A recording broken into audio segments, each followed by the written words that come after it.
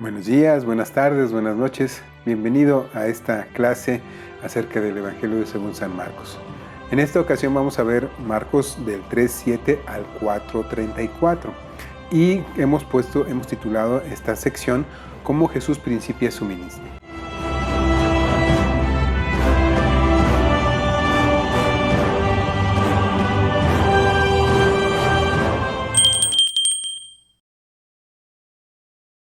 Vamos a comenzar y vamos a entrar en materia. Sin antes recordarte que nos sigas, que puedas compartir estos cursos, estas clases a las personas que no conocen a Cristo. Es para conocerlo a Él, y a los que ya tenemos un conocimiento de Cristo, para profundizar en este conocimiento. Y vamos a hablar acerca de Marcos del 1 al 20, la primera parte. Y el versículo clave que hemos de ver para esta clase es en Marcos 4:20. Y estos son los que fueron sembrados en buena tierra, los que oyen la palabra y la reciben, y dan fruto a 30, a 60 y a 100 por uno. Y la verdad central, la parábola del sembrador nos enseña que la exposición de la palabra de Dios requiere una mente y un corazón dispuesto a actuar de conformidad con la palabra sembrada. Bien, vamos a analizar las metas de aprendizaje de esta clase, que son dos. Es el conocimiento del significado de la parábola del sembrador. Vamos a analizarla y vamos a ver cómo son las parábolas. La actitud de disposición de mente y corazón para actuar conforme a la palabra de Dios. Esto sería nuestra segunda meta de aprendizaje. Y vamos ya entrando en materia, analizando el bosquejo de estudio de esta clase. Vamos a dividirlo en tres partes. Y el primero de ellos es el método de enseñanza de Jesús, de Marcos 4, del 1 al 2. El sembrador salió a sembrar. Esta es una parábola que vamos a utilizar para entender cómo enseñaba Jesús. Y el maestro explica sus palabras. ¿Cuál es la enseñanza de esta parábola en particular? Bien, vamos a entrar ya en materia. Hay un fondo histórico que nos habla acerca de este tema. La ubicación e importancia de las ciudades de procedencia de las multitudes que seguían a Jesús.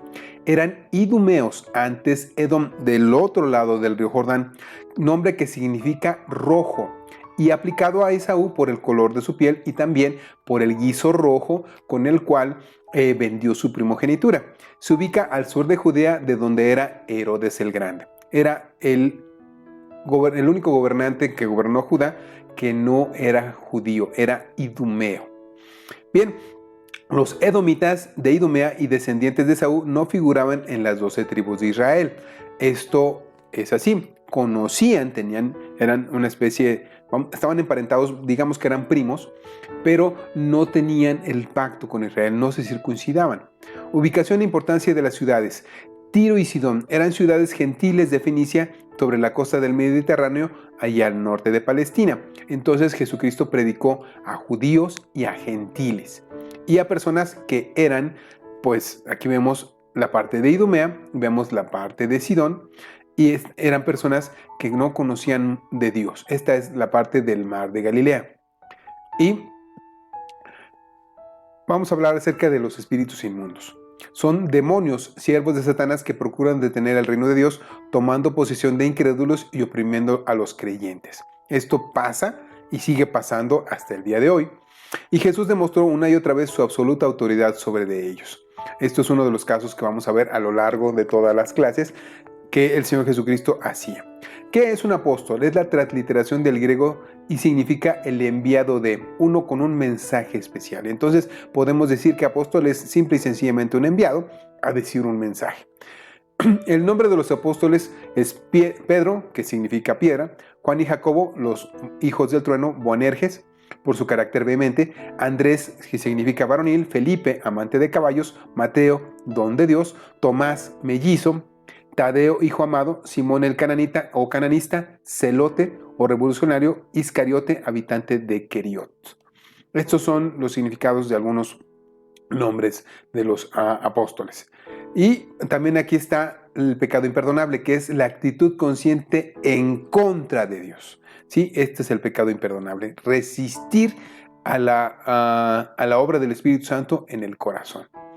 Es atribuir obras de Dios a Satanás, constituye blasfemia contra el Espíritu Santo, quien revela la verdad de Dios al hombre y es el único agente divino para producir arrepentimiento. Y las multitudes siguen a Jesús. Vamos ahora ya al texto bíblico.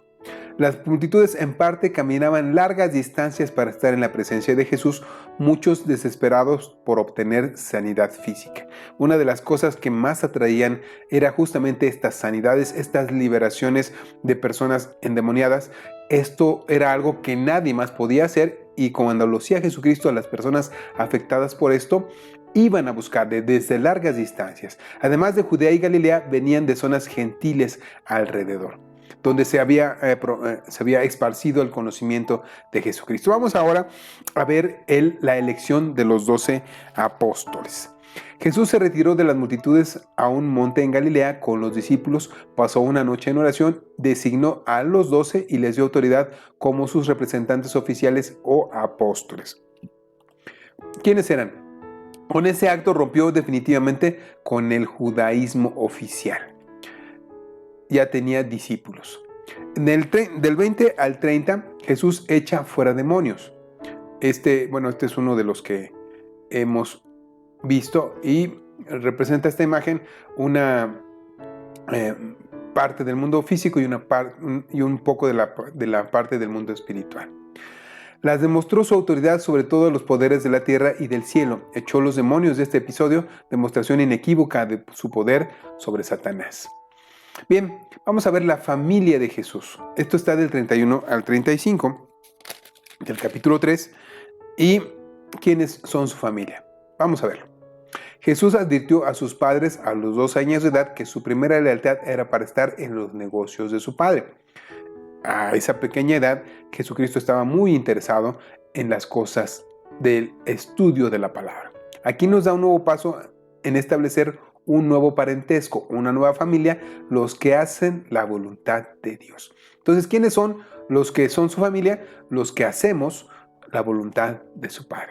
Aunque sea difícil, tenemos que enseñarle a las personas que no por el hecho de ser creación de Dios ya somos hijos de Dios. No es cierto. Hay una diferencia. Ahí están las criaturas de Dios, que son lo que fue creado por Dios, que somos todos. Pero los que somos hijos somos los que hemos sido adoptados a través del arrepentimiento y perdón de nuestros pecados. Vamos a ver ahora un poco acerca de la parábola del sembrador. Esto está del capítulo 4, vamos a analizar del 1 al 9. Y esta parábola se relata en los 3 sinópticos, indicando su importancia. No está en el libro de Juan, en el Evangelio según San Juan, pero está en Mateo, Marcos y Lucas.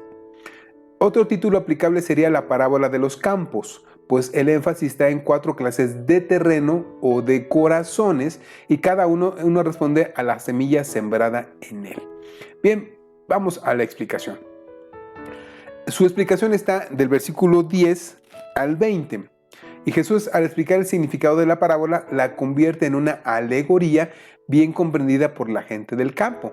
Ustedes saben que entre la gente que le seguía había gentes de mar, los pescadores que fueron llamados, pero también había gente que se dedicaba a la siembra. Eran agricultores. Y las parábolas de la lámpara y la medida están en el 21 y 24 del capítulo 4. Y Jesús aclara a sus discípulos que la verdad que en un momento está escondida, aún en parábolas, es luego revelada a los que están dispuestos a recibirla. Los que así la reciben y la comparten, luego recibirán aún más. Esta es la idea. Vamos a ver la parábola del crecimiento de la semilla, 4, 26 al 29. Y una más. Solo Marcos relata esta parábola en la cual Jesús enseña cómo el reino de Dios crece en forma secreta, invisible al ojo, mientras está debajo de la tierra.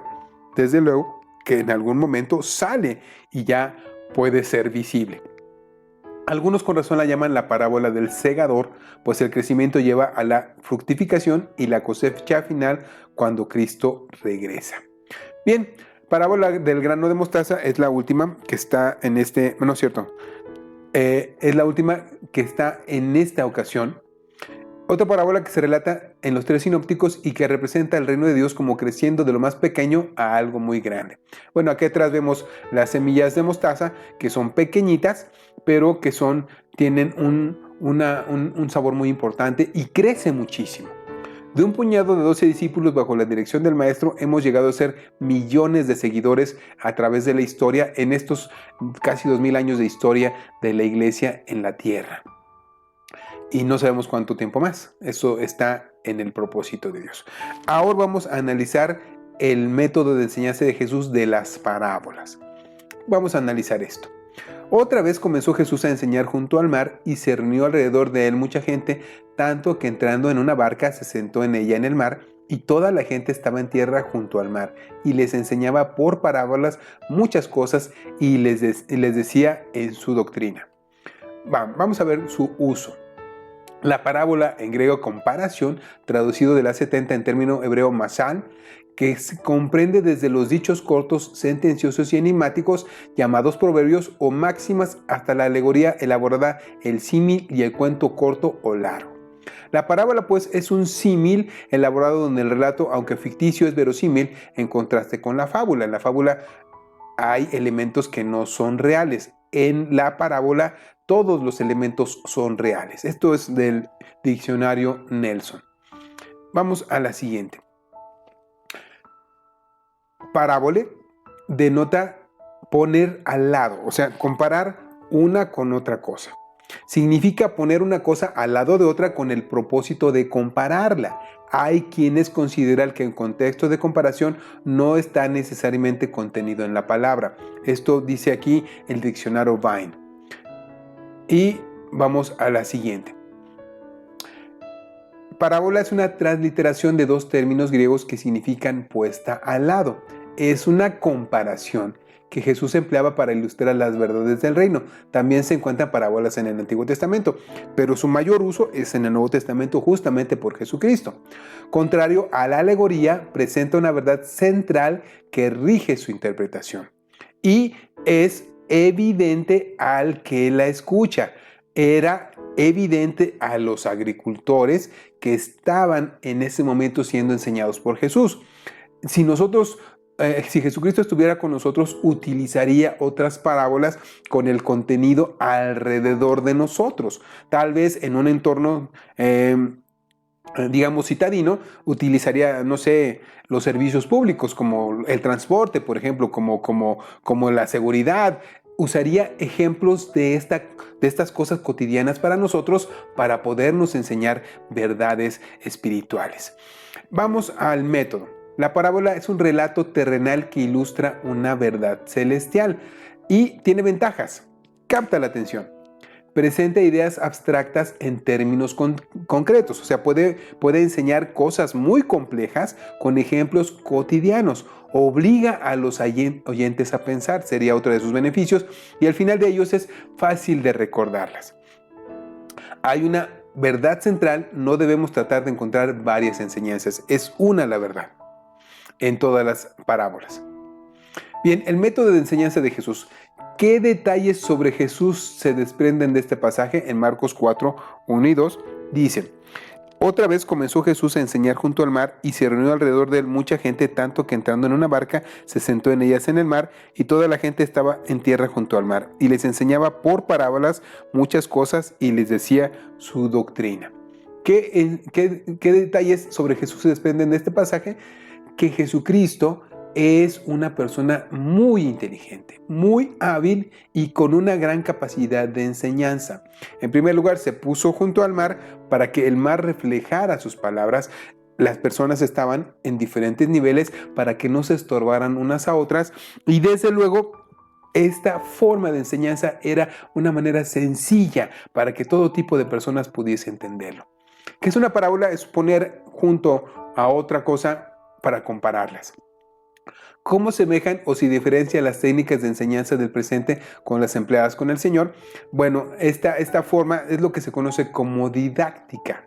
La didáctica trata de cómo enseñar y de cómo aprender.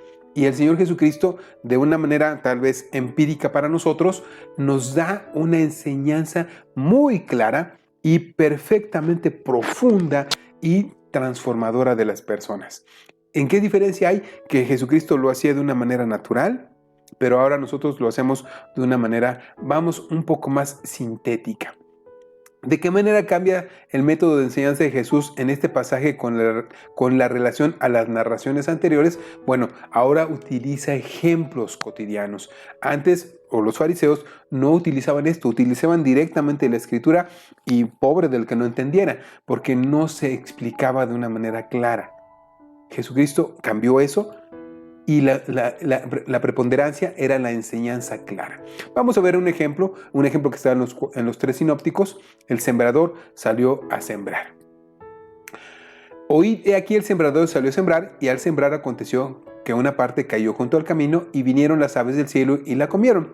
Otra parte cayó en pedregales, donde no tenía mucha tierra, y brotó pronto, porque no tenía profundidad de tierra. Pero salido el sol se quemó, y porque no tenía raíz se secó. La técnica de sembrado que se está diciendo aquí no se tenía que explicar. Es la del voleo. Esta era aventada la semilla de tal manera que cayera dentro, desde luego, de la parte preparada para esto, pero a causa del viento, algunas caían junto al camino, algunas caían junto a piedras, otros caían en lugares donde podía ser comida fácilmente por aves, y por eso se perdía una parte. No era muy significativa, pero sí se perdía una parte. Sigue diciendo el texto. Otra parte cayó entre espinos, y los espinos crecieron y la ahogaron y no dio fruto. Pero otra parte cayó en buena tierra y dio fruto, pues brotó y creció y produjo a 30, a 60 y a 100 por uno. Entonces le dijo: el que tiene oídos para oír, oiga. Esta es la técnica del sembrador. Vamos a ver ahora lo que quiere decir Jesucristo al respecto. El Señor nos animó a sembrar con la confianza de que el reino vencerá. Todo obstáculo, sea el camino, o sea, corazones duros, los pedregales, estas cosas que distraen, o los espinos, estas cosas que roban la vitalidad. También asegura que habrá una cosecha abundante, 30, 60 o 90%. Bien, la alegoría, según la RAE, figura que consiste en hacer patentes en el discurso por medio de varias metáforas consecutivas, un sentido recto y otro figurado, ambos completos, a fin de dar a entender una cosa expresando otra diferente. Y aquí están vamos a decirlo así, los campos en los cuales cayó la semilla. Tipos de terreno: junto al camino, el versículo 4, en los pedregales, versículo 5, entre espinos, versículo 7, y en buena tierra, en el versículo 8. ¿Cuáles son los resultados en el camino? Comida por las aves. No pudo entrar y por eso fue comida por las aves. En los pedregales fue quemada por falta de profundidad. El sol no permitió que fructificara, y entre los espinos fue ahogada. Pero en la buena tierra dio frutos a 30 y a 60 y a 100 por uno. ¿Cuál es la interpretación? Junto al camino, Satanás quita la palabra del corazón de las personas. En los pedregales no tiene raíz en sí, simplemente la recibió, pero no permitió que penetrara en su corazón. Entre espinos, los afanes, las riquezas y las codicias distraen a las personas que obtuvieron la palabra, pero que por estas cosas mismas perdieron, se ahogó la palabra de Dios en sus corazones. Y en la buena tierra oyen la palabra y la reciben. Esto sería un cuadro donde podemos entender esta alegoría. La alegoría del sembrador se centra principalmente en las clases de tierra. O sea, esta es la verdad central. Cómo se recibe la palabra. En el camino pedregoso hay un corazón endurecido e impenetrable. En la poca tierra no tiene raíz, es superficial en su entrega al Señor, ni es frío ni caliente, como dice Apocalipsis 3:15. Los espinos en la tierra están divididos por lealtades múltiples. Tienen más de un señor, tienen que trabajar, tienen que cuidar de su familia. No es que estas cosas sean malas, sino que su lealtad primero es a estas cosas en lugar de primero a Jesucristo. Y la buena tierra es sincero ante el Señor. Ahora vamos a ver la explicación que da el mismo Jesucristo de esta parábola. Cuando estuvo solo, esto está en el versículo del 10 al 20 del capítulo 4. Cuando estuvo solo, los que estaban cerca de él con los 12 le preguntaron sobre la parábola y les dijo: a vosotros os es dado saber el misterio del reino de Dios, mas a los que están fuera, por parábolas todas las cosas, para que viendo vean y no perciban, y oyendo oigan y no entiendan. Ese es el motivo.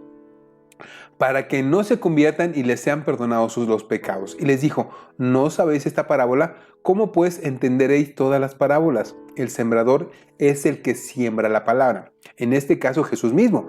Ya después nosotros somos los que sembramos la palabra. Se aplica a él y a nosotros. Y estos son los que junto al camino en quienes se siembra la palabra. Entonces, los campos de sembradío son normalmente delimitados por caminos, o el camino está a la vera de la tierra que se siembra. Pero después que la oyen, enseguida viene Satanás y quita la palabra que sembró en sus corazones. Vimos que en la parábola eran las aves las que tomaban la semilla y la quitaban de la tierra. Y quitan la palabra que se sembró en sus corazones. Estos son asimismo los que fueron sembrados en pedregales, los que cuando han oído la palabra al momento la reciben con gozo, pero no tienen raíz en sí, sino que son de corta duración. Entonces su compromiso con Dios es en un momento. En algunas personas que han recibido milagros es únicamente en el momento del milagro, pero no se comprometen con Dios. Bueno, la siguiente. Porque cuando viene la tribulación o la persecución a causa de la palabra, luego tropiezan. Estos son los que fueron sembrados entre espinos, los que oyen la palabra, pero los afanes de este siglo y los engaños de las riquezas y las codicias de otras cosas entran y ahogan la palabra y se hace infructuosa. Esto pasa aún en la misma iglesia, que tienen diferentes propósitos al propósito de Dios. Vamos a lo siguiente. Y estos son los que fueron sembrados en buena tierra, los que oyen la palabra y la reciben y dan fruto a 30, a 70 y a 100 por uno. ¿Qué significa? Que una semillita produce 30, otra semillita produce 60 y otra semillita produce 60 semillas de esta misma semilla. Bien, vamos a la que sigue. ¿Por qué enseñó Cristo con parábolas? Vemos que él mismo lo explica. Porque las personas no entienden las verdades espirituales, se tienen que discernir espiritualmente. Así que pone ejemplos terrenales para explicar verdades espirituales. ¿Quién es el sembrador en la palabra del sembrador? Él mismo. En esta parábola Jesucristo está sembrando la palabra y ve cómo cae en corazones duros, cómo cae entre corazones que están ahogados por espinos, etcétera, etcétera. ¿Cuál es la semilla? Es el Evangelio, la buena noticia de salvación. Este es el Evangelio. ¿Cuáles son las 4 clases del terreno? Ya los vimos. El duro, el que está en piedras, el que está entre espinos y el que es buen terreno. ¿Cuál fue el resultado en cada situación? Ya lo vimos. ¿Y cuál es la interpretación en cada ejemplo? También ya lo vimos. Vamos ahora a las aplicaciones. Cada creyente puede ser el sembrador de la palabra del Evangelio. En la parábola original era el mismo Jesucristo, pero ahora se aplica también a nosotros. Nosotros vamos a sembrar el Evangelio. Ninguno que haya aceptado a Cristo como Señor y Salvador escapa de esta declaración. Hay muchas maneras de compartir el mensaje de la palabra de Dios. El Espíritu Santo ha dado dones a los hijos de Dios para que estén capacitados para servirle.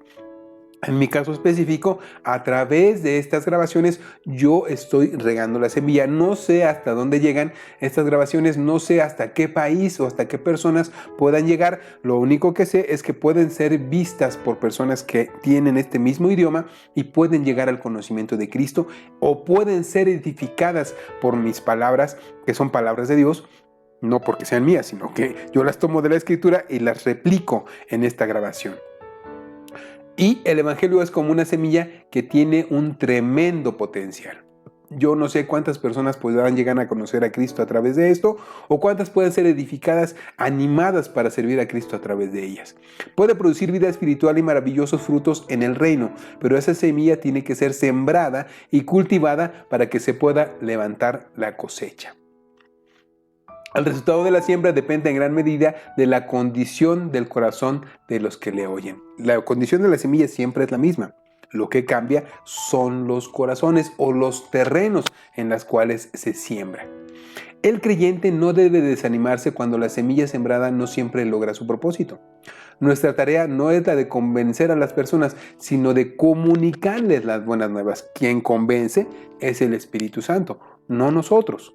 Y te agradezco mucho que nos hayas permitido compartirte esta enseñanza. Te pido mucho que tú la compartas a sí mismo.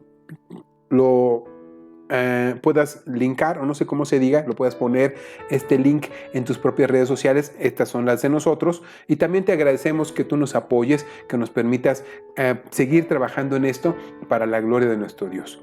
Y mira, aquí está, tenemos estas redes sociales, aquí está nuestro número de cuenta si quieres apoyarnos de manera económica. Lo que yo te pido muchísimo es que sigas orando por nosotros. Muchísimas gracias, gracias por la paciencia hasta aquí. Dios te bendiga.